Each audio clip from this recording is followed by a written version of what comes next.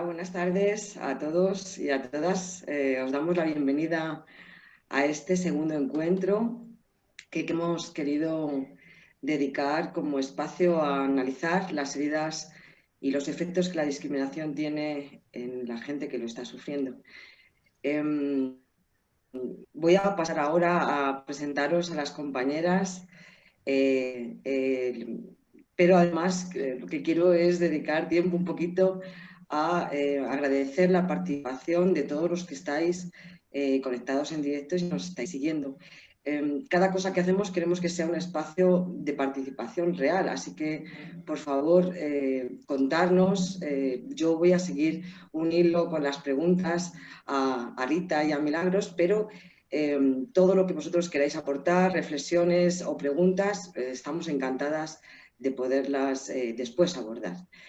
Antes de pasar a la presentación, quería contaros un poco el marco donde nos estamos moviendo para este encuentro y para otras muchas cosas que quería presentaros. Todo se está llevando a cabo dentro de un proyecto que se llama Gestión y Atención a la Diversidad en la Función Pública, y lo estamos realizando desde la Federación de Servicios Públicos y el Confederal de UGT en colaboración con el Ministerio de Inclusión, Seguridad Social y Migraciones, y también con el apoyo del Fondo Social Europeo. Bueno, vamos a presentaros una campaña de difusión, vamos a tener encuentros con temáticas diferentes para abordar este grave problema de la discriminación y el racismo, y también queremos ofreceros un lugar de participación a través de la web Yo Soy Servicios Públicos. En ella vais a encontrar pues, materiales de difusión, materiales para la formación y para la reflexión, y nos encantaría además poder crear una comunidad donde podamos intercambiar, como decía, experiencias, reflexiones. También este proyecto abarca un curso que en este momento estamos llevando a cabo con 2 ediciones y en la que estamos muy agradecidos a la acogida que ha tenido, porque en muy poquitos días hemos llegado a 1000 inscripciones. Así que parece que esto de la importancia de los servicios públicos y de unos servicios públicos inclusivos, fortalecidos, empieza a tener calado. Bueno, si alguien no lo tenía claro, la pandemia nos ha puesto y nos ha mostrado bien cuál es el camino. Así que el objetivo de todo esto y de hoy también es ver qué tenemos que modificar en nuestras actitudes personales, qué tenemos que modificar en las instituciones y en los servicios para conseguir que los servicios sean unos servicios públicos inclusivos y antirracistas. Sin más, damos paso para poder ver el vídeo que inicia la campaña.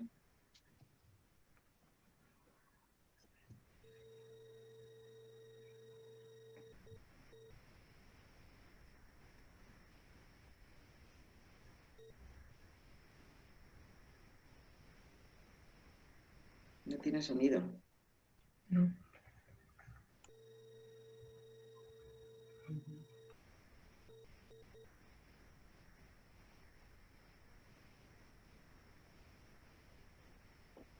Bueno, tenemos un problema técnico.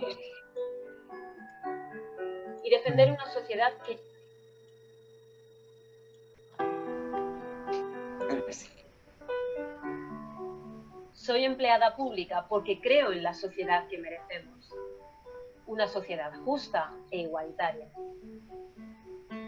Y sé que la única forma de construirla es escuchando y aprendiendo en conjunto a eliminar de nuestras vidas y de nuestras miradas la discriminación. Ciudadanía y servicios públicos, tenemos que evitar que se oiga más la crispación y el odio. Y defender una sociedad que no niegue la dignidad ni el impulso a nadie. Sea como sea mi piel, mi sexo, mi cuerpo, mi acento, ame a quien ame.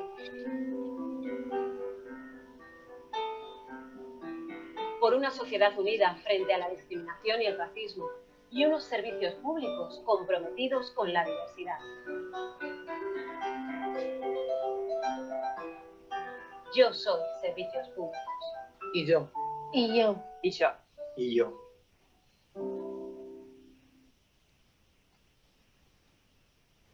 Bueno,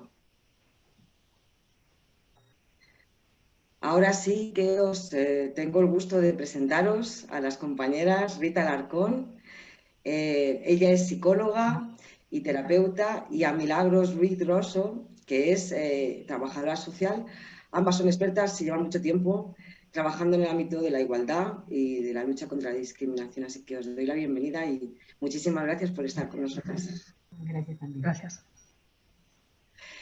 Muy bien, pues como decíamos, vamos a dar paso también a preguntas, pero bueno, siguiendo un poco aquellas cosas que nos preocupaban y que queríamos abordar. Yo te lanzo la primera pregunta, Rita. ¿Qué daños provoca en la persona, tanto a nivel personal como a nivel social, el estar expuesta al racismo, a la discriminación de una manera más o menos permanente?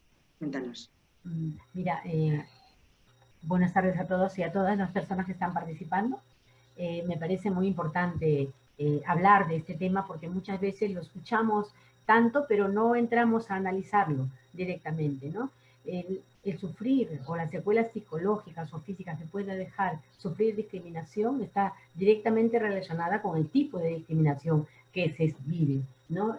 Ahora mismo está penada cualquier acto, cualquier conducta discriminatoria directa, ¿no? Por lo tanto, vamos a ver que pegar a alguien o prohibir la entrada a alguien a un lugar, pues directamente como que no se ve bien y la ley lo castiga, ¿no? Lo penaliza. Pero hay otros tipos de discriminaciones que vivimos cotidianamente, que es la discriminación sutil, que luego vamos a ir hablando. Pero en general, toda persona, en tanto persona individual como grupo, puede sufrir estas secuelas tanto psicológicas, ¿no? Inicialmente, como veis en el documento que se está poniendo, vamos a catalogar en grupos, ¿no? Pero todas las secuelas, vamos a ver que cada situación o cada secuela que vive una persona está relacionada, ¿no? Forma un conjunto. Es decir, tener una baja autoestima o un autoconcepto distorsionado está muy relacionado a ambos. ¿Por qué una baja autoestima? Siempre se ha hablado de que la gente inmigrante, pues no, porque todo mundo, la autoestima se construye en la alteridad con la otra persona, la imagen que me da en la realidad de fuera de lo que soy yo mismo, ¿no? Entonces, en eso, en ser discriminada, la imagen que estamos construyendo de nosotros mismos es pobre o es diferente, ¿no? No es tan positiva. Entonces, uno empieza a tener esa sensación de no puedo, mi autoestima sufre, no me siento capaz, porque además no nos conocemos, vamos internalizando un concepto erróneo del autoconcepto, ¿no? Por otro lado, también se vive una situación de estrés casi permanente, ¿no? Es como una respuesta de afrontamiento al entorno que se puede percibir peligroso o del que hay que defendernos. Entonces hace que las personas puedan permanecer en estado constante de activación, hiperalerta, con una necesidad de defensa que empieza a activar en su organismo, pues, secuelas de malestares físicos, ¿no? Emocionales, que le llevan a vivir mal, ¿no? A vivir en una situación de estrés constante. Luego vamos a ver cómo también se va a vivir con desconfianza. El mundo, la percepción que se tiene del mundo es peligrosa. Me pueden atacar o constantemente me están diciendo, ¿no? Puedes haber vivido muchos años en España, tener una nacionalidad, como en mi caso, española, pero cada vez que me dicen de dónde vengo, yo digo de Guadalajara, me dicen, pero no eres española, ¿no? O sea, constantemente, o el mundo te va diciendo como tú no eres de los nuestros, ¿no? Aunque tengas un documento, ¿no? Entonces, esa duda constante hace que también la interioricemos las personas y vayamos teniendo miedo a ser dañadas, ¿no? Todo esto se suma, o que también podamos tener respuestas emocionales como la ira, ¿no? El enfado, el estar constantemente enfadado por lo que se percibe injusto o lo que no entiendo, por qué me tratan así, no entiendo por qué, ¿no? Entonces, que la ira sumada al estrés, a la desconfianza, a un pobre autoconcepto que uno tiene de sí mismo, también puede hacer que de repente empieces primero a tener respuesta de afrontamiento, a reprimir la ira, no me enfado o me enfado conmigo misma, pero finalmente hace que ese malestar interno no se pueda controlar o regular y las personas puedan llegar a tener reacciones, ¿no? Comportamientos reactivos y pueden terminar utilizando la hostilidad, la violencia. Entonces, eso, que luego el resto que la ve, mire, mira, esta persona negra cómo se enfada o cómo habla, ¿no? No sabemos lo que lleva adentro reprimiendo. Luego también otra de las secuelas puede ser la versión del grupo de iguales y de sí mismo. Si yo llego, o si un adolescente sobre todo llega a percibirse diferente, en una constante denigración, no directamente, ¿no? Tú, al ser diferente, no entras a la escuela, por ejemplo, pero cada vez que entras, te hacen sentir que eres diferente, ¿no? Entonces te vas queriendo estar solo con tu grupo, te vas como asimilando a tu grupo y se forman los famosos guetos, que ya conocemos los grupos que forman los chicos, ¿no? Las chicas. De lo contrario, si acaso tampoco en el grupo te sientes reconocido o percibes como un lugar de seguro, ¿no? Un espacio seguro con quien relacionarte, las personas pueden llegar inclusive a tener aversión de sí mismas, ¿no? De autodespreciarse, discriminarse, disociarse, ¿no? Porque es lo que va a aprender, no se acepta a sí mismo, ¿no? Y esas ya son conductas peligrosas, sobre todo en el caso de los adolescentes, de chicas adolescentes, que además de todo esto, pues si se rechazan a sí mismos se pueden aislar, y el aislamiento en esas edades es peligroso, en todas las edades, ¿no? El ser humano es tribal, necesita tener grupo, pero en el aislamiento es peor todavía porque esa necesidad de protegerse, de tener vergüenza, hace que además se lo atribuye a sí mismo. Yo no puedo, soy avergonzada, vivo avergonzada, no puedo hacerlo, y se va reprimiendo, ¿no? Se ve obligado a sí mismo a relegarse. Si el aislamiento continúa, pues también pueden llegar a tener conductas más de autodestrucción, autolesivas, ¿no? Consumir sustancias, engancharse a tener adicciones como al móvil, a los videojuegos, etc. Cualquier cosa que haga, que saque, que evada de ese malestar de no sé cuál es mi lugar, no estoy aquí, ¿no? Entonces, no estoy reconocido. Fijaros lo importante que es la mirada de la cultura dominante, de la gente que nos recibe a lo que se percibe diferente, ¿no? Pero yo creo que dentro de todo, y los estudios lo demuestran, que dentro de todas las secuelas hay algo que es tremendamente impactante, dañino, porque no solamente a la persona, sino que se transmite muchas veces a las generaciones siguientes, que es la indefensión aprendida, ¿no? Lo que recibo de lo demás de fuera es que yo soy diferente y que no voy a poder, que realmente me lo creo. Entonces entro en la inacción. No hago nada porque no puedo cambiar, ¿no? La realidad es tan complicada que como no hago nada, pues tampoco, ¿para qué voy a luchar si no se puede? ¿No? Entonces, eso hace, a nivel personal, las personas se paralizan, no se mueven, no buscan, pero es que también como grupo y como sociedad, ¿no? Ya no busco tampoco vincularme ni participar en la sociedad, ¿no? Aunque viva 50 años, pues no me vinculo, pero también hago que los míos tampoco lo hagan, ¿no? Porque voy transmitiéndole en lo que se llama la transmisión generacional del trauma, ¿no? Y esa indefensión muchas veces, como yo decía, aunque cuando es una discriminación directa me puedo defender, cuando es indirecta, es sutil, es cotidiana, no lo veo, sencillamente lo voy aceptando. Lo incorporo. No sé, lo vas incorporando poco a poco, ¿no? Era una de las preguntas que también quería plantearte, ¿no? Porque muchas veces hemos quitado importancia a esa discriminación sutil, pero en los grupos de trabajo, en los talleres, muchas veces los chicos y chicas que no han participado en el taller, después al finalizar, ¿no? Se te acercan y te dicen, ¿no?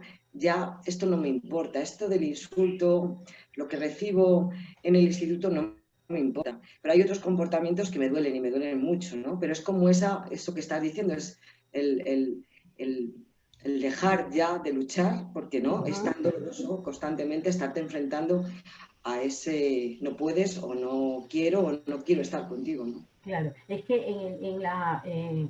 es que Eva, en realidad es, si yo aprendo que no puedo, también me tengo que embotar emocionalmente, no sentir, ¿no? No sentir lo que me insulta, pues me da lo mismo, ¿no? Me dice, no puedo, no es mío, ¿no? Uno también se va, y esa indefensión también, lamentablemente, se refuerza con la revictimización, cuando alguien cuenta lo que le ha pasado y le dice, mira, no le das caso, es que ellos nos ven así, esto es así, ¿no? Entonces no va a cambiar, ¿no? Entonces también se va, ese discurso también va haciendo más fuerte todavía, ¿no? Y en el caso de que ya toda la respuesta de afrontamiento se agota, pues las personas se enferman, llegan al trastorno mental, ¿no? A las patologías. No se puede vivir tanto tiempo soportando, siempre defendiéndose sin llegar a enfermar, ¿no? A tener desde trastornos del estado de ánimo hasta trastornos de personalidad, y cuando la salud psicológica era frágil previamente, también llegar a desarrollar un trastorno psiquiátrico, ¿no? Pero como tú decías, ¿qué pasa con lo sutil, con lo cotidiano, ¿no? ¿Cómo me afecta lo cotidiano? El racismo sutil es el que no, en el cual no se va a argumentar la inferioridad de la raza, del color, ni nada, ¿no? Sencillamente vamos viendo las diferencias culturales y lo vamos asumiendo que pues ellos son otros, ¿no? Otras personas, una etnia diferente, y pues a ver, no, nunca van a ser como nosotros, ¿no? Es una especie de comportamientos que van desde la mirada, sobre todo en lo no dicho, ¿no? La mirada, el desprecio, el no acercarme, ¿no? Y cómo nosotros, o sea, cómo las personas que lo ven, especialmente los menores, los niños, las niñas, cómo viven ese racismo, ¿no? Imagínate en la puerta del cole que salga un niño, que me lo comentaba esta mañana una chica de 20 años, que ya está cursando el tercero de la carrera, ¿no? Que me decía, es que cómo me dolía a mí, que tenía 5 años, y por qué las mamás de mis amiguitas no hablaban a mi mamá, ¿no? Entonces, no la miraba. Íbamos al parque y mi madre se sentaba de otro lado porque nadie le invitaba, pero ella tampoco se acercaba. Es lo que te decía, ¿no? Que se va aprendiendo a los demás no me van a aceptar, tampoco hago nada, ¿no? Entonces, va... No, pero es eso, parece que hablar de sutil es hablar de algo delicado, pero no lo es, ¿no? Es cotidiano.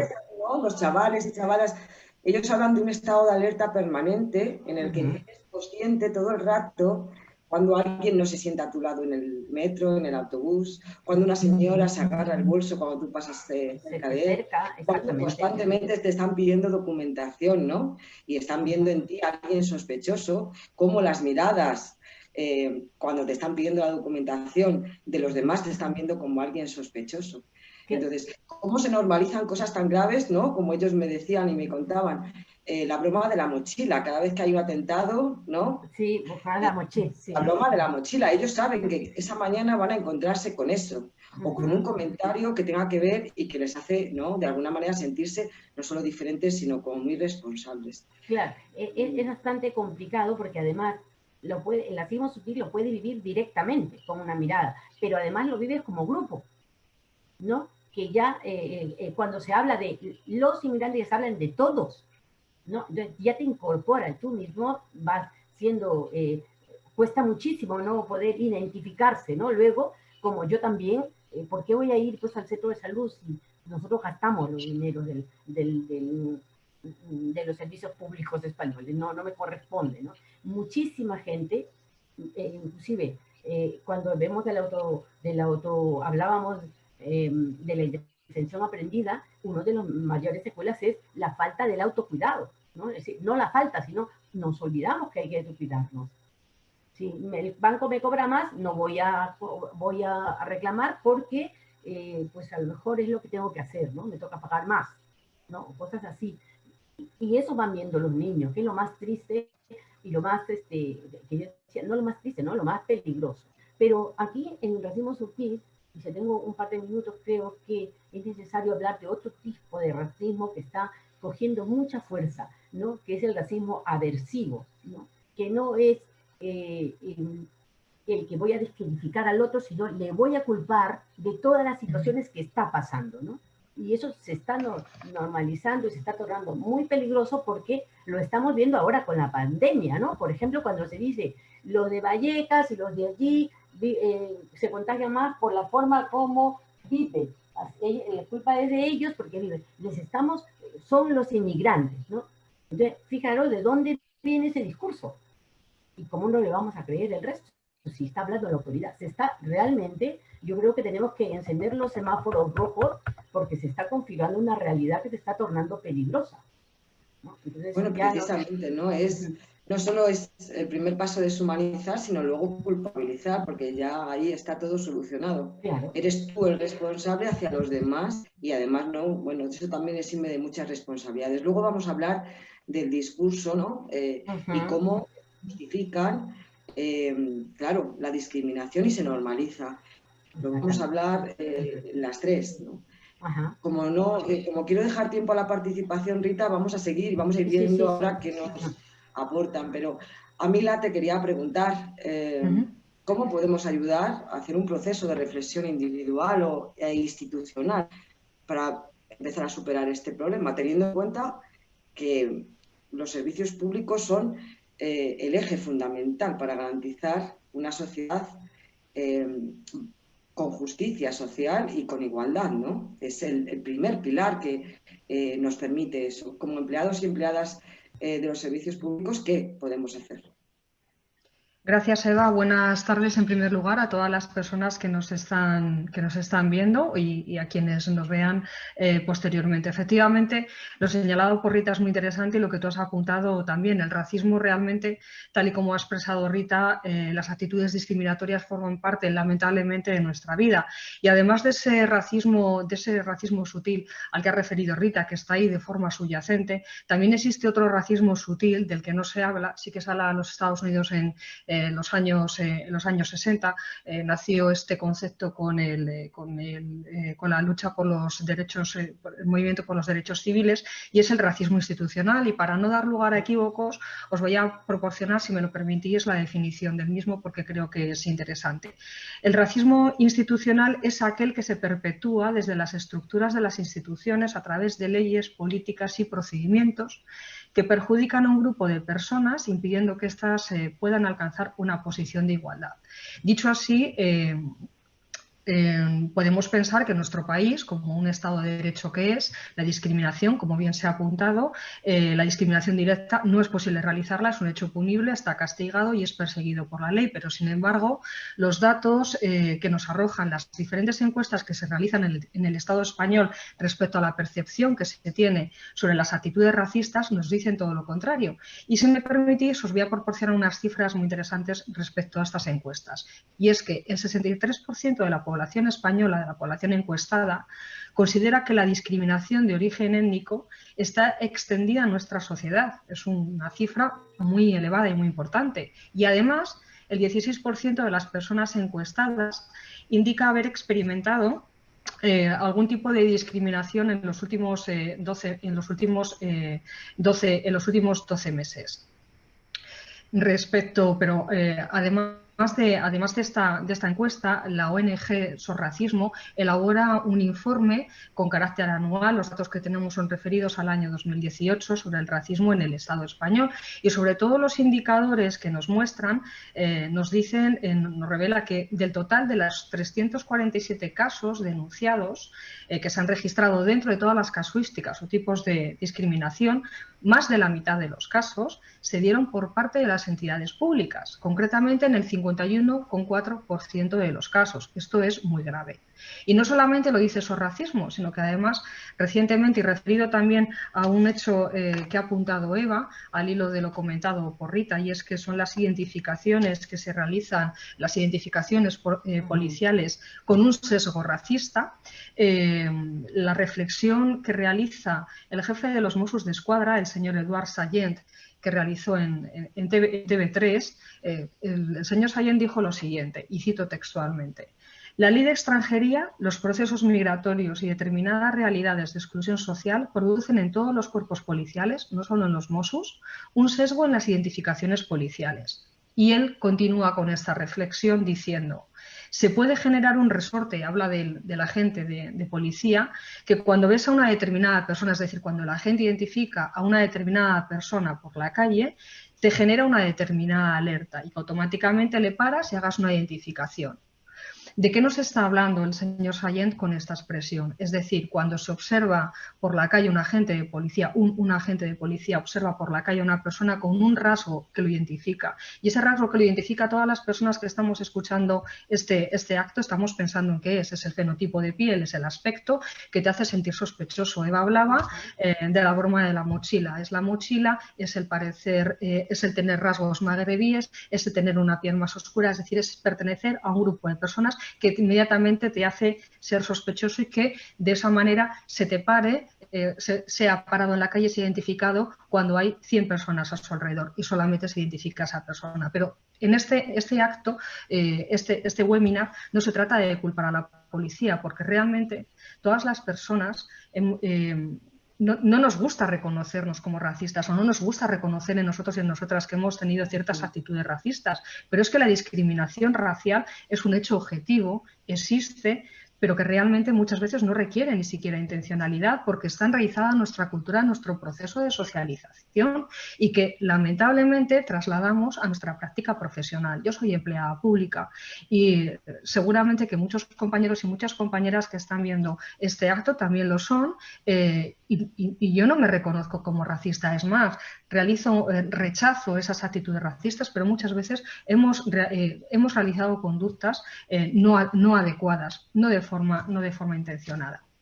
Por lo tanto, lo importante desde el ámbito de los servicios públicos, que es donde tenemos que trabajar los y las empleadas de los servicios públicos, es ser conscientes de esta realidad, ser conscientes que el racismo, la actitud de rechazo y discriminatorio forma parte de nuestra socialización, tanto como personas como profesional, es decir, qué prácticas profesionales se nos han enseñado en la universidad, en los procesos educativos, y abandonar estas prácticas profesionales monoculturales que desde luego no son las más adecuadas para abordar las intervenciones en un contexto de diversidad social y mucho menos cuando estamos trabajando, vivimos y creemos en una sociedad, en una ciudadanía inclusiva. Por lo tanto, desde la práctica profesional de los servicios sociales tenemos una gran tarea, tenemos la tarea de reflexionar sobre nuestra conducta, tenemos la tarea de reflexionar sobre el sentido de ciudadanía. Es muy importante empoderar a las personas del concepto y como sujetos políticos que son y como personas que pertenecen a una entidad. El sentido de ciudadanía, cuando Rita decía que ¿para qué voy a reclamar que en el banco se me esté cobrando este concepto, esta demasía? A lo mejor es que me lo merezco. No, tú eres un ciudadano, una ciudadana de pleno derecho de este país con independencia de tu fenotipo, de tu origen geográfico. Eso es independiente. Eres un ciudadano, una ciudadana de pleno derecho. Nuestra tarea es, a partir del respeto mutuo hacia la persona, que, ojo, no desde la tolerancia. Tolerar supone, bueno, te soporto, te dejo vivir, te dejo estar ahí. No es desde la tolerancia, es desde el respeto mutuo que toda persona se merece. Y desde ese respeto mutuo nos vamos a reconocer como iguales y vamos a establecer un diálogo horizontal de tú a tú, no jerárquico. De tú a tú, porque tú eres ciudadano, yo también, tú tienes derechos, yo también, obligaciones, ambos, nos lo vamos a reconocer. Y a partir de ahí, desde esa comprensión mutua, tenemos que ser capaces de ofrecer ese servicio en igualdad de condiciones y, por supuesto, tenemos una obligación muy importante desde los servicios públicos, y es que en el momento en el que visualicemos, detectemos cualquier acto discriminatorio, tenemos que ser capaces de denunciarlo, apoyar a la persona, porque solamente desde esta manera podremos conseguir esta sociedad diversa, o sea, vivir en una sociedad realmente diversa y respetuosa y recuperar este sentimiento o sentido de ciudadanía que se nos quiere hurtar desde determinados discursos políticos. Y si quieres, luego entramos en el discurso Ahora vamos político. a verlo, porque es muy importante, pero estoy viendo, ¿no?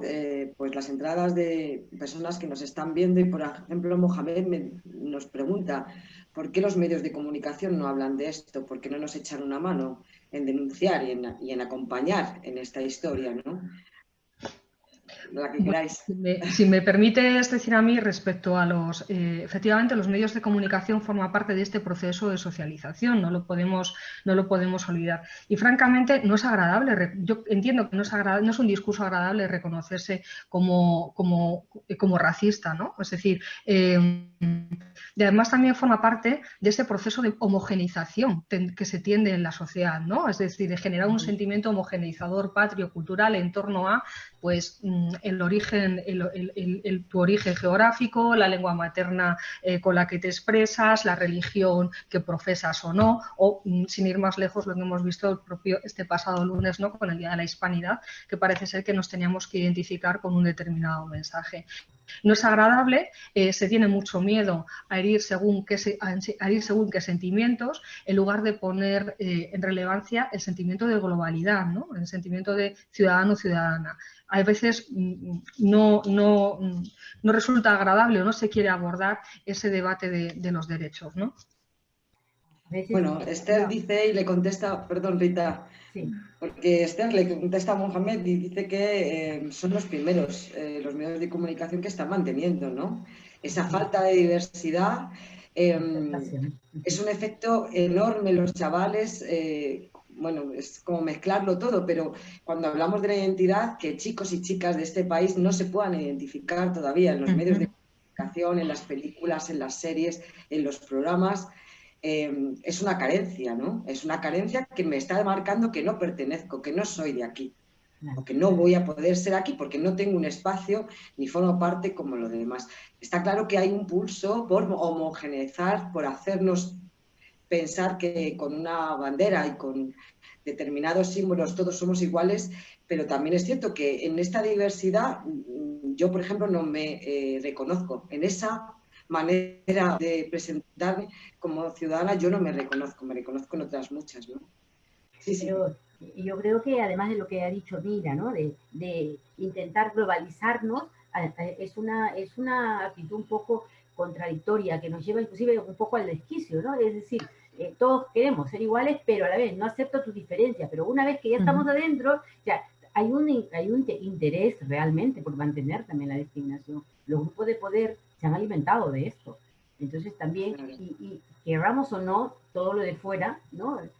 También nos va a afectar. Las políticas, las actitudes, no solamente en la relación con el otro. El poder asumir derechos no es fácil. Asumir cuando veo constantemente, o vemos constantemente una negación de esos derechos.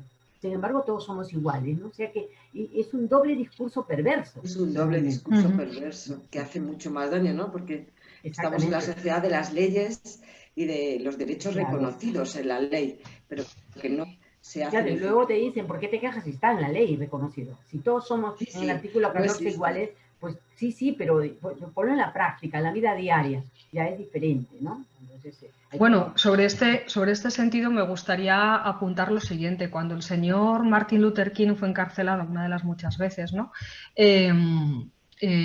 Reclamaba igualdad de derechos para las personas negras, para las personas afrodescendientes. Le decían que de que se quejaba en la Constitución estadounidense ya estaba reconocido que todas las personas eran iguales, pero narices de facto no se aplicaba porque realmente existía una ley segregadora. Bueno, pues esa es la trampa, ¿no? Esa es la trampa, ¿vale? Yo lo pongo en la ley, pero en realidad no lo aplico. No lo aplico porque tal vez no me interese. Y tal vez voy a perder el estatus, perderé el poder, ¿no? Esa capacidad que tengo ahí. Claro, es que creo que, bueno, no sé si hay otra pregunta, Eva. No te preocupes, vamos muy bien de tiempo. Yo lo que creía es que cómo interiorizamos esos mensajes contradictorios, ¿no? Realmente nos paraliza, alguien va a salir a actuar, sí, pero la gran mayoría se va a callar, porque vamos aprendiendo. Lo que decía, ¿no? La percepción del mundo es peligroso. Entonces mejor me callo, mejor no protesto. Si todos vamos a ser iguales y ya me han dicho que soy igual, pues me callo, ¿no? Entonces, esa actitud hace que tampoco vayamos un paso adelante para intentar cambiar las cosas, ¿no? Claro, es el bloqueo.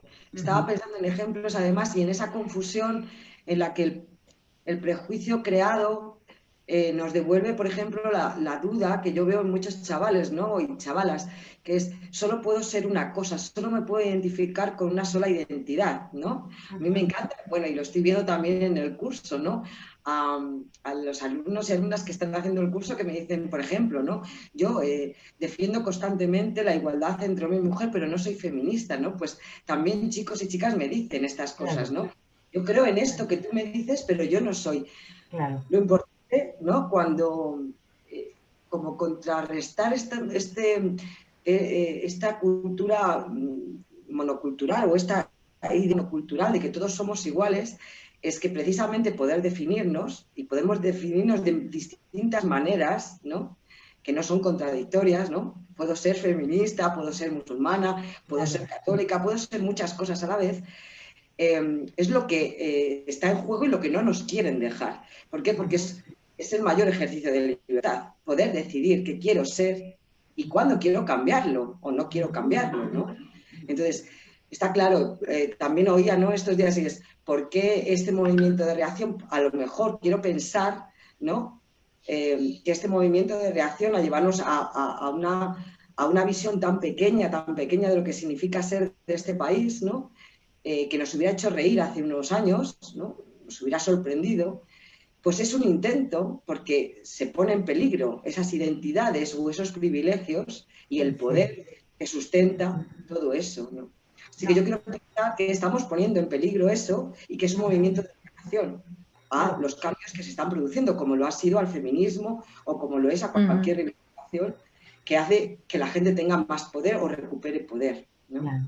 Yo creo que justamente eso está ese afán de control, ¿no? De control. Si yo globalizo todo, si a todos les digo que ya somos iguales, pero no reconozco la diversidad, entonces estás negando mi ser, mi identidad.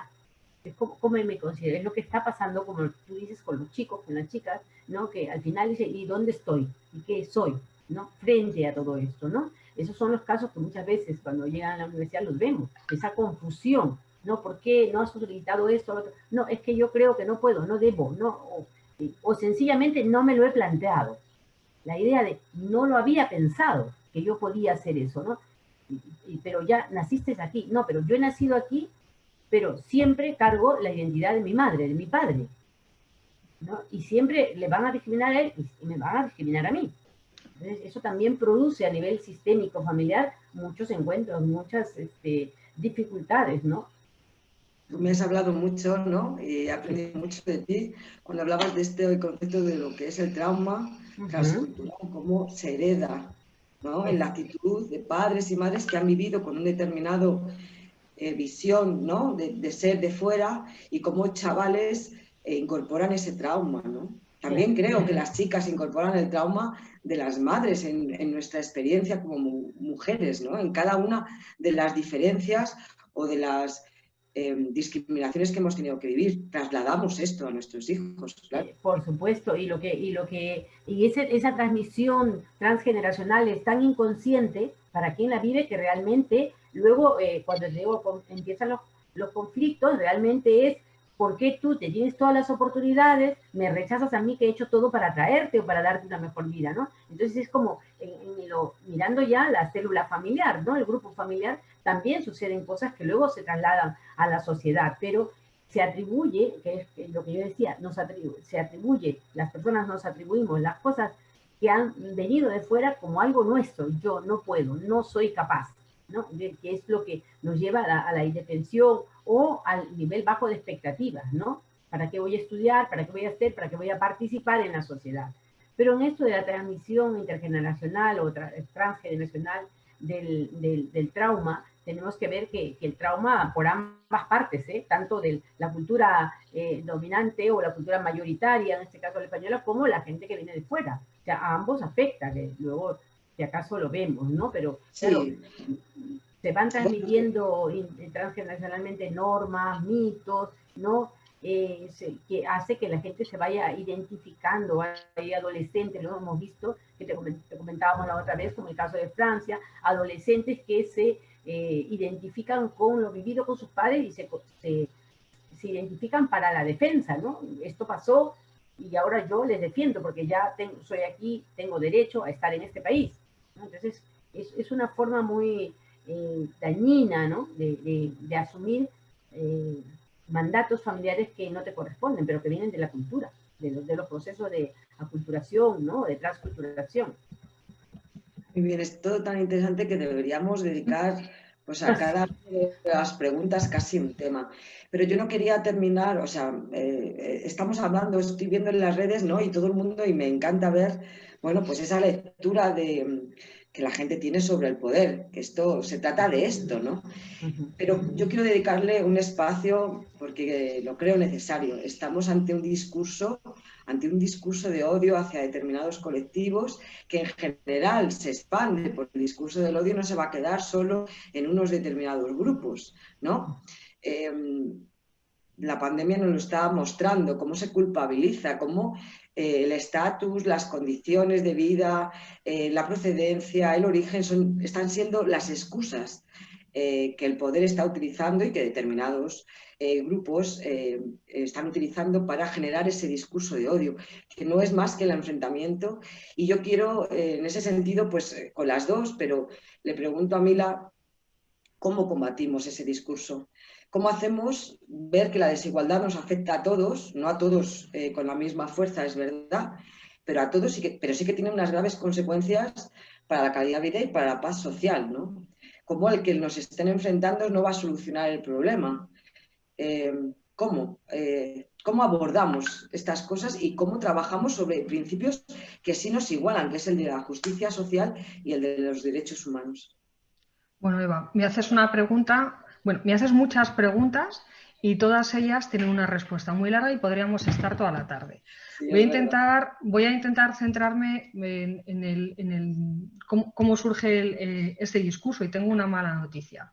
Y es que el racismo, este discurso del odio, este discurso de despreciar al otro, el discurso supremacista, ¿no?, de imponerse un grupo sobre otro, siempre ha existido. O sea, en este planeta que habitamos, en los 5 continentes, tenemos ejemplos execrables de matanzas perpetradas por seres humanos contra otros seres humanos por cuestiones realmente arbitrarias. A unas horas de vuelo desde Madrid, desde la capital de nuestro país, tenemos un territorio, la Yugoslavia, que a finales del siglo XX se plagó de fosas comunes. Pero no me voy a ir muy lejos. El racismo lo tenemos todos los días en nuestro país, en España, en nuestra ciudad, en los municipios que habitamos, y se comete contra las personas de etnia gitana. Las personas de etnia gitana llevan viviendo durante centenares de siglos en España y no están en ningún sitio, no están en los libros, no están en la historia. De hecho, proponemos al alumnado, dentro de los materiales que pueden visualizar para completar la formación sobre esta acción, la visualización de un vídeo que se llama La pregunta de Samuel. Samuel es un niño de etnia gitana que estaba un día en su clase de conocimiento del medio y estaban hablando de los esquimales. Entonces Samuel dijo, bien, o sea, hoy toca hablar de los esquimales, pero ¿qué pasa conmigo? ¿Qué pasa con los niños y las niñas de etnia gitana que no estamos en los libros? Y yo soy español, vivo aquí, siempre han estado aquí, ¿no? Esa exclusión, ese racismo, ese desprecio por el otro existe desde tiempos inmemoriales. Y el discurso del odio no es nada nuevo. Lo que sí que es alarmante, es alarmantemente novedoso, es que en esta Europa, en nuestros estados modernos, democráticos, con unas normas que afianzan nuestros derechos, cada vez se está extendiendo más este discurso de rechazo al otro. Realmente el discurso que se mantiene no es un discurso supremacista, porque realmente está prohibido. Tú no puedes decir que un grupo es superior al otro. Realmente los argumentos que utilizan son otros mucho más sutiles. Utilizan una retórica con expresiones aparentemente neutras, pero que son brutales, son brutalmente excluyentes. Nos suenan expresiones como, utilizan en sus discursos como engrandecer la patria. Tenemos que engrandecer la patria. Tenemos que luchar contra las personas en situación irregular. Nos hacen ver al otro que llega como ese invasor, ¿no?, que nos va a arrebatar. Tenemos que proteger a los nuestros porque nos van a robar, nos van a quitar, ¿no? Tenemos que defendernos de los otros, de ese que es diferente, de ese que viene a quitarme, que es distinto, que no se identifica conmigo, porque tenemos que preservar nuestra esencia. Si desmenuzamos los discursos de esos partidos políticos que están representados en las estructuras democráticas de nuestro país, tienen capacidad, tienen poder, están ahí, se han elegido, están plagadas de estas frases, pero además este discurso se quedaría en nada si no fuera, lamentablemente, como así es, acompañado de planteamientos de políticas que van a afectar y que afectan a la vida diaria de las personas y que incrementan esa brecha social, que hacen un daño terrible. Nos hablan en esos discursos de que existe una competencia por los recursos sociales. Se nos dice, ojo, que estos que están viniendo, que vienen a robarnos nuestra esencia, nos van a quitar estos escasos recursos sociales que nosotros nos hemos conseguido. Pero también existe esa competencia en términos del mercado de trabajo. Ojo, que nos van a quitar el pan de la boca, nos van a quitar el trabajo. Primero nosotros, luego los demás, si llega. También se justifican recortes en prestaciones sociales y en atención sanitaria basados en un supuesto ahorro del Estado. Es decir, el Estado, la capacidad del Estado es limitada, por lo tanto tiene que redistribuir sus recursos de la forma más eficiente posible y a lo mejor pues no te va a tocar. El incremento de esta violencia policial de la que nos hablaba el jefe de los Mossos d'Esquadra contra las personas migrantes, atendiendo o supuestamente migrantes, ¿no? La creación de delitos inexistentes como la mal llamada ocupación de viviendas o, por ejemplo, las premisas de tipo cultural, ¿no? Se entiende que la inmigración como una amenaza a la identidad de la patria, a la identidad de la nación, con la cual ya comentábamos desde un principio y estábamos las tres de acuerdo que, oye, cada una se identifica con las cosas que se identifica y no necesariamente con un único discurso homogenizador. ¿Qué es lo que se consigue? Pues una fractura social, que la clase trabajadora, porque no nos olvidemos, somos personas trabajadoras. La clase trabajadora se divide. La clase trabajadora tiene miedo entre sí. La clase trabajadora tiene miedo al otro, que percibe como un enemigo. ¿Por qué? Porque peligra su estatus, puede perderlo o incluso no puede ascender socialmente porque el otro le está restando esas oportunidades. Se siembra el odio, se siembra la discordia, se siembra la separación. Es un conflicto falso, porque realmente esa competencia no existe, no es real, es falsaria, está basada en bulos, está basada en el odio, en una gran mentira. ¿Cómo podemos combatirlo? Pues es fundamental reforzar el papel del Estado. El Estado es el gran generador de los servicios públicos, de nuestros servicios públicos, a través de los cuales se redistribuye la riqueza que generamos todas las personas en los países, en nuestros territorios. La redistribución de esa riqueza va a proporcionar mayores cuotas de bienestar y a esa riqueza, a esa redistribución tenemos derecho los ciudadanos y las ciudadanas de los países. Tenemos que explicar muy bien desde nuestra posición como empleados y empleadas de los servicios públicos, que los servicios públicos, el acceso a los mismos es un derecho que tenemos como ciudadanos y como ciudadanas. Es nuestro derecho, porque lo sostenemos, contribuimos a ello.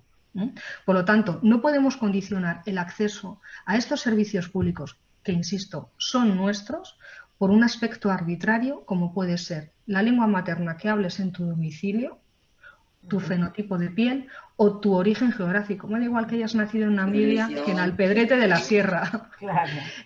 Por lo tanto, no podemos aceptar este discurso falso porque en ese momento la clase trabajadora, todos y todas, estaremos perdiendo y abriremos la puerta a que se puedan incorporar y afianzar otros discursos excluyentes como ya lo estamos viendo. ¿Qué está pasando con el movimiento feminista? ¿Qué está pasando con las personas, con el movimiento LGTBI? ¿Qué está pasando con quienes viven en barrios humildes? En barrios humildes o bien que pertenecen a una clase social distinta. Estamos abriendo la puerta a legitimizar ese discurso. Por lo tanto, tenemos que combatirlo repitiendo una y otra vez que todos y todas somos ciudadanos y ciudadanas de pleno derecho y que estos servicios públicos, este Estado, lo conformamos todos y todas. Esa es la idea, ese es el concepto y eso es con lo que hay que luchar. Totalmente, claro, Mila, totalmente de acuerdo contigo. El tema es esto, ¿no? Cuando uno pelea por este problema, no es que esté peleando por determinados colectivos, estamos peleando por cada uno de nosotros, no hay lugar. Fíjate, cuando estabas hablando, yo me estaba acordando al inicio de la crisis económica, de un colectivo que nadie dudaría y que nadie habría puesto en duda, que eran nuestros mayores, que se habían ganado con bastante esfuerzo su pensión, ¿no? Y con tanto esfuerzo. Y el discurso en aquel momento sutil no fue directo, ¿no? Es crear esto mismo, siempre se repite, el discurso siempre repite los mismos pasos, ¿no? Hacerlo creíble, hacerlo... Pero se inició claramente diciendo que había que la sanidad pública... La persona, claro. El copago farmacéutico, ¿verdad? Te estás refiriendo a ello. Abusaban de los fármacos y que entonces se normalizó algo que era el copago, que era pagar 2 veces, ¿no? Por algo que ya se había pagado antes con años de trabajo.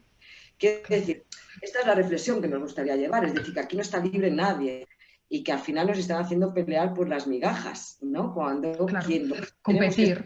como ciudadanos y ciudadanas es pelear por políticas de protección a todos, porque no sabemos en la situación que vamos a estar cada uno de nosotros, ¿no? Claro, es que ese es el peligro, Eva, es decir, generas un discurso basado en una mentira. Es decir, las personas de mayor edad evidentemente tienen que ir al médico porque cuantos más años tienes, más achaques tienes y por lo tanto vas a necesitar, afortunadamente tenemos fármacos y tenemos un sistema sanitario que nos ampara, pues hombre, no tomas las medicinas porque te apetezca ni porque sean pastillas Juanola, evidentemente, pero te basas en ese argumento para generar una política social que en primer lugar creas un discurso que te culpa. Oye, tú estás generando este gran agujero en las arcas del Estado. Tú eres el culpable de esta situación porque gastas demasiado, gastas en exceso. Como eres el culpable, lo vas a pagar. Y además lo vamos a explicar a la ciudadanía y vamos a generar esta política, ¿vale? Esta política social y la vamos a armar con una norma para que sea de aplicación. Y lo justificamos, lo explicamos e incluso habrá gente que lo secunde. Y lo justifique. Los compañeros y compañeras que están en la red dicen que, bueno, que a lo largo de toda la historia siempre el proceso ha sido igual. Es verdad, ¿no? Deshumanizar, culpabilizar, hacer verosímil un discurso. El problema es que ya lo sabemos. La historia también sirve para revisar. Entonces, es esto, ¿no? Cuando hablamos en el proyecto, en las formaciones, que no se trata solamente de no ser racista, de no ser...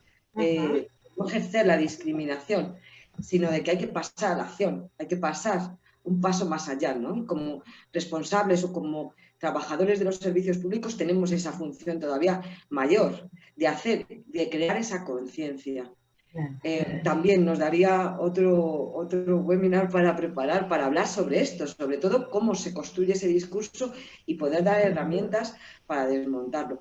A mí se me ocurría en este momento lo importante que sería dar herramientas a los chicos y a las chicas en los centros educativos para entender este mecanismo que se ha repetido constantemente y que en algunos momentos de la historia funcionó y que sirvió para aniquilar, ¿no? Y para enfrentar y para aniquilar.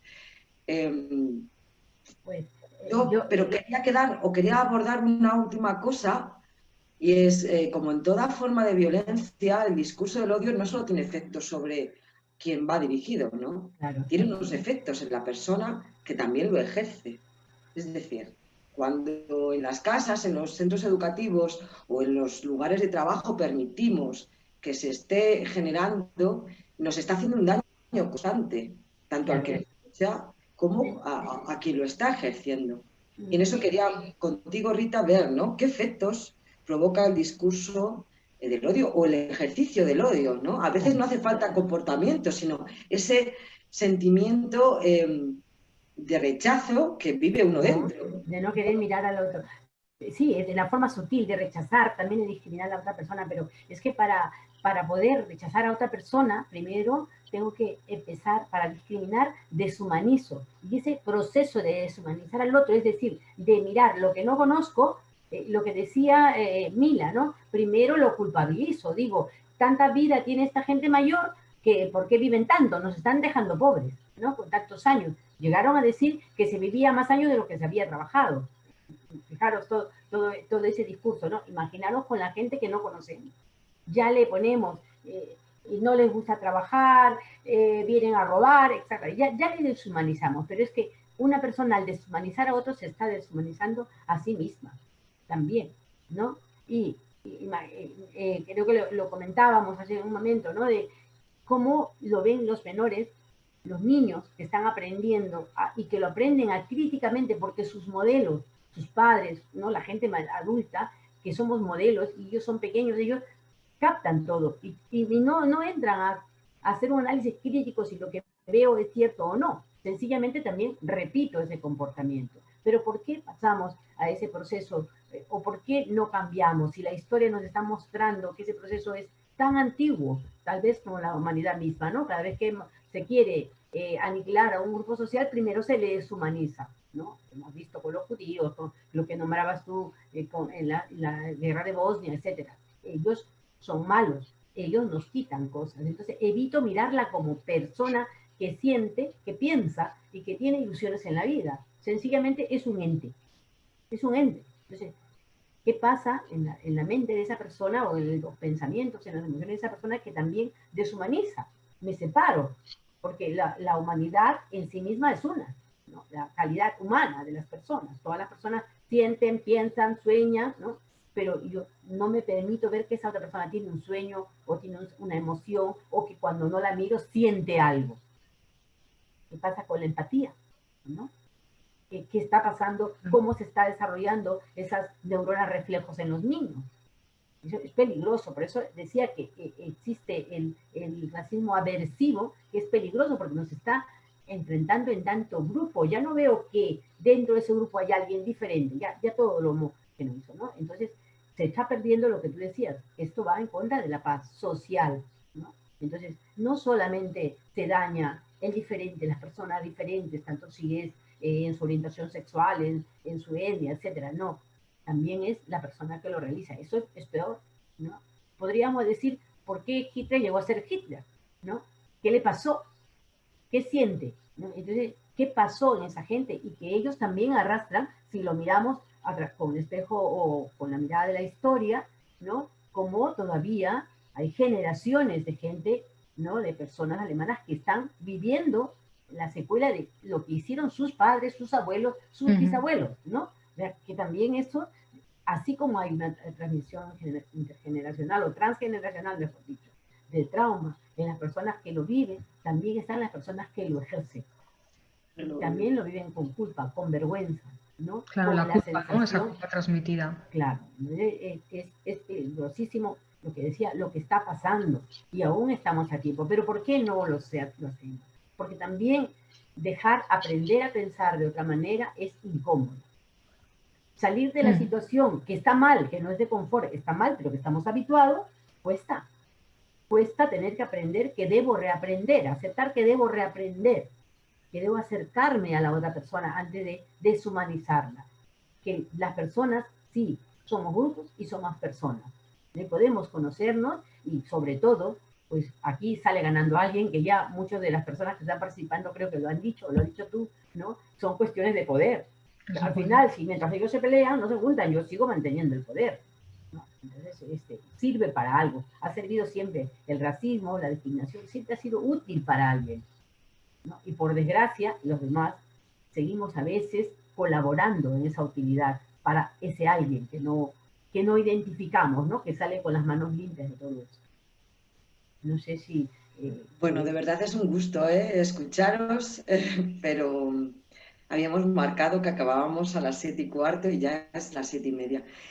No voy a lanzar más preguntas, bueno, la gente está ahí analizando y supongo que como va a seguir colgado, pues seguiremos teniendo de cara a otro encuentro, ¿no? Pero yo quiero quedarme con una visión positiva al final. Estoy convencida de que somos muchos más los que queremos ver, los que queremos cambiar las cosas y y una vez que he aprendido a ver, que me conecto con los demás, me encuentro a mí mismo, ¿no? Yo vuelvo a recuperar esa idea de libertad, nadie me va a imponer un modo de ser, y quiero esa libertad para mí y para la gente que me rodea. Si coarto esa libertad, si no entiendo, y en el ámbito de la intervención, por ejemplo, es muy importante esta visión, ¿no? A veces ponemos palabras como la empatía, la escucha activa. Yo creo que es fácil entender, lo que no quiero para mí no lo puedo querer para los demás, pero además profesionales de los servicios públicos no solo tenemos una responsabilidad, sino que en nuestra mano está aprender a hacer intervenciones, aprender a trabajar de una manera diferente, ¿no? En los comentarios que nos ha puesto Blanca sobre los mozos y demás, mi función es proteger al ciudadano. Si el ciudadano se asusta de mí, ¿vale?, con un determinado fenotipo, con una determinada religión, entonces no estoy haciendo bien mi trabajo. Quiero cerrar con esa idea, ¿no?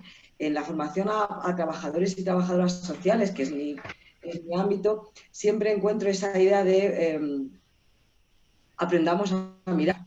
sabíamos mirar y sabíamos diagnosticar, pero a lo mejor no teníamos las claves para hacerlo en toda la dimensión y en esa relación de ayuda al otro, ¿no? Entonces, abramos los ojos, que no vamos a desmontar esto que nos quieren vender los medios, a veces algunos partidos políticos, a veces dejemos el paternalismo también al lado, ¿no?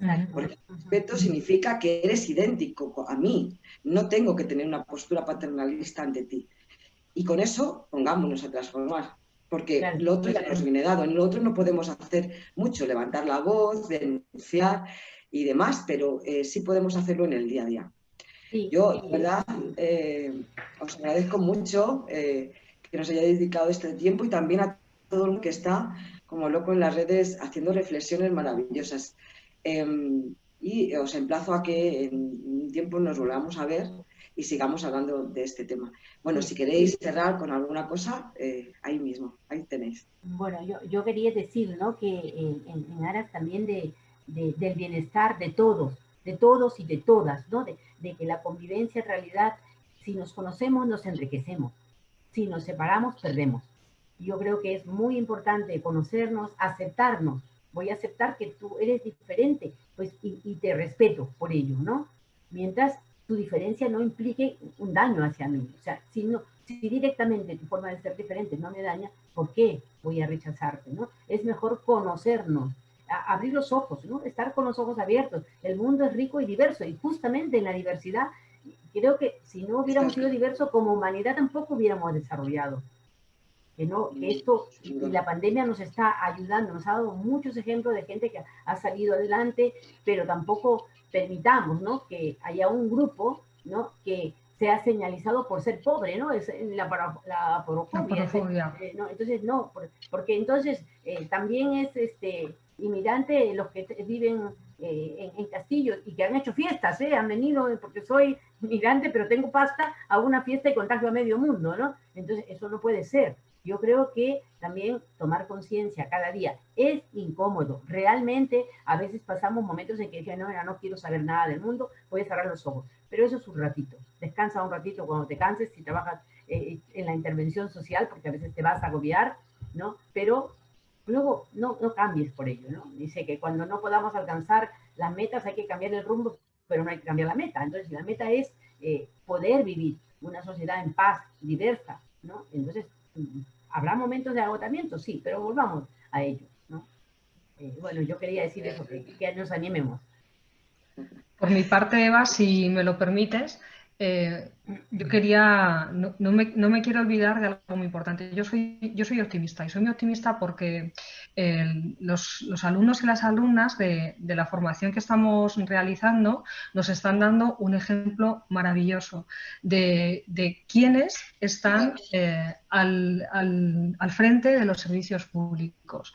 Y eso es muy importante. Hay que reforzarlo, hay que empoderarlo. Tenemos un personal al frente de los servicios públicos increíble, preparado, preocupado, que es consciente que vive en una sociedad diversa, que es consciente, al igual que lo es cualquier persona, que se para a reflexionar sobre sí misma y sobre qué sentido tiene su acción, de las limitaciones, de que hay actitudes y acciones que hay que cambiar porque quieren mejorar la atención, porque son muy plenamente conscientes de cuál es su obligación y qué tipo de sociedad quieren construir. Entonces, yo soy muy optimista y mis felicitaciones todas a estos hombres y mujeres que nos acompañan en este bonito proceso de cambio. Yo soy muy optimista, yo creo que poco a poco lo vamos a conseguir y lo estamos trabajando. Así que felicidades a todos y a todas.